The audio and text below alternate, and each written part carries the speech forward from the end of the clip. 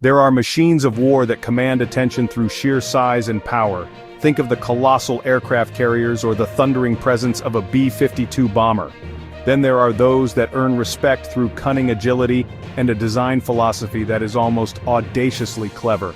Sweden's Saab Gripen fighter jet falls firmly into this second category. For decades it has been the quiet underdog, the Nordic warrior developed in the shadow of giants. It is a machine that NATO, an alliance built on overwhelming force, never truly wanted to face in a real conflict. This wasn't because the Gripen could outmuscle an F-15 or outbomb a tornado.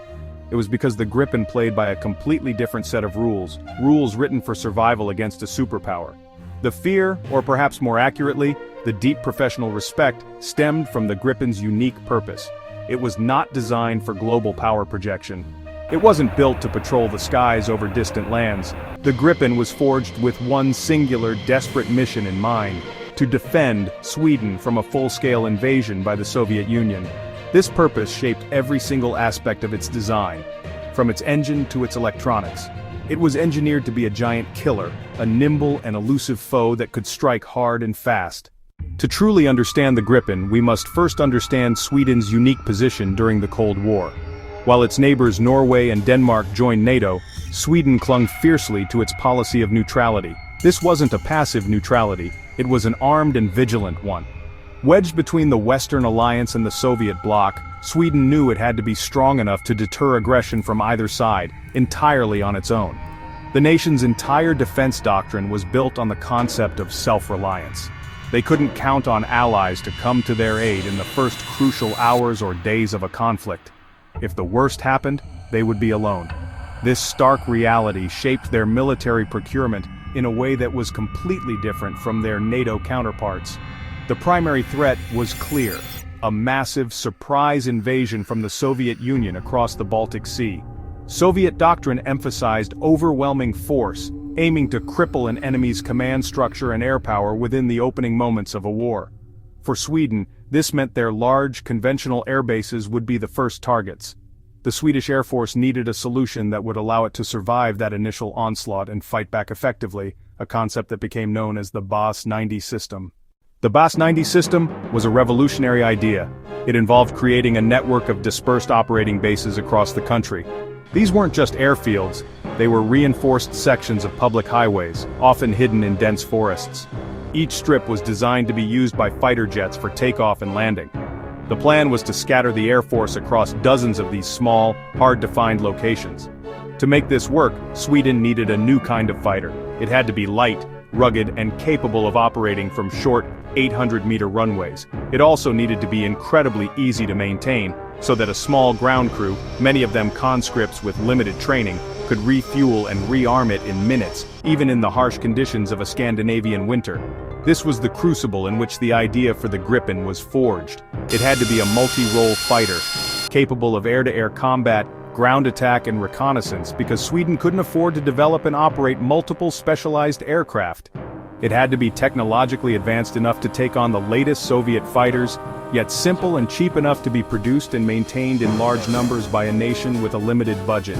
The preceding Saab 37 Viggen had already pioneered many of these concepts, but its successor would have to take them to a whole new level. The Gripen was born not from a desire for dominance, but from the fundamental need for national survival. While the Gripen's physical design is impressive, its true genius lies within its electronic heart. From its inception, the Gripen was designed as a network-centric warfare platform. It was built around a highly advanced data link system that allows a squadron of Gripens to share vast amounts of information in real time. A Gripen pilot doesn't just see what their own radar detects, they see what every other Gripen in their formation detects. They see data from ground stations, they see airborne early warning like the Saab Eye. This creates a single, unified tactical picture, allowing pilots to coordinate actions with unprecedented precision. This data link capability enables unique and deadly tactics.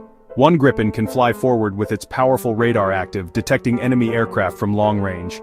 It can then transmit that target data to its wingmen. Wingmen fly behind with their own radars switched off, electronically silent. These silent Gripens can then launch their long-range Meteor missiles guided by the data from the lead aircraft, without ever revealing their own position. This silent attack capability is a potent force multiplier.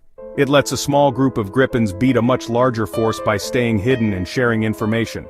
It's a digital age ambush. During the Cold War, NATO's relationship with the Gripen, and with Sweden's defense industry, was, well, pretty complex. On one hand, Sweden was a politically neutral but ideologically Western. Its strong, independent defense posture served as a valuable buffer against the Soviet Union. The Baltic region was strategically vital.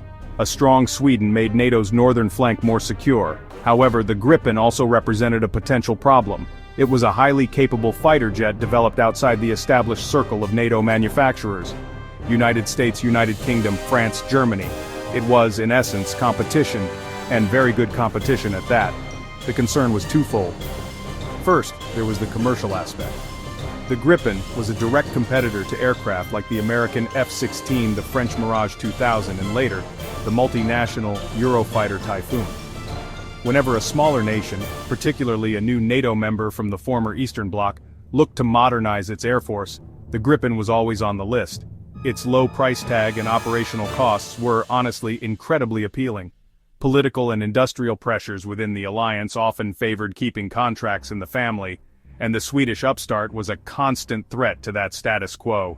The Gripen's success in securing contracts with NATO members like the Czech Republic and Hungary was a testament to its compelling value proposition. War games, multinational exercises. They are, honestly, the ultimate testing ground for pilots and machines. It was in these demanding environments that the Saab Gripen truly began to build its fearsome reputation. One of the most famous examples occurred during the prestigious Red Flag exercise at Nellis Air Force Base in Nevada. This is where the U.S. Air Force and its allies simulate full-scale air combat, and it is known for its realism and intensity. When the Gripen first participated, many were skeptical the small Swedish fighter could hold its own against the best of the West. But those doubts were quickly erased. In exercise after exercise, Gripen pilots using advanced data links and electronic warfare systems achieved remarkable results. Reports describe the Gripen working in small teams, using silent attack tactics to devastating effect. They would sneak in under the radar coverage of larger, more powerful aircraft. The F-15 Eagle and the F-16 Fighting Falcon score simulated missile kills, and then use their speed and agility to escape before the enemy knew what hit them. The Gripen's ability to share sensor data meant battlefield knowledge stayed in the network, even if one pilot was shot down. One legendary encounter involved a Gripen going head-to-head with a Eurofighter Typhoon during a joint exercise. When assessing a fighter jet, it is natural to compare it to its contemporaries. The Gripen's main rivals in the international market have long been the American F-16 Fighting Falcon and the European consortium's Eurofighter Typhoon. Gripen F-16, Fighting Falcon, Eurofighter Typhoon. Each of these three aircraft represents a different design philosophy and a different set of national priorities. The F-16, a legendary and combat-proven workhorse, originally designed as a lightweight, agile day fighter, but has since evolved into a highly capable multi-role platform. It is the definition of a successful jack-of-all-trades aircraft, produced in vast numbers and operated by dozens of air forces around the globe. Compared to the F-16, the Gripen is smaller and lighter, and was designed from the ground up with multi-role capability and network-centric operations in mind. While a modern F-16 is an incredibly potent machine, the Gripen's architecture is arguably more integrated. Its data link and sensor fusion were baked into its DNA from the start, not added on later. The Eurofighter Typhoon, on the other hand, sits at the opposite end of the spectrum. It is a large twin-engine air superiority fighter designed primarily to dominate the skies. In a pure performance competition, particularly at high altitudes and speeds, the Typhoon is superior to the Gripen. It can carry a heavier payload and fly faster and higher. However, this power comes at a price. The Typhoon is vastly more expensive to procure, fly, and maintain. The Gripen, therefore, occupies a unique sweet spot. It cannot match the raw power and kinematics of the Typhoon, nor can it match the sheer production numbers and combat record of the F-16.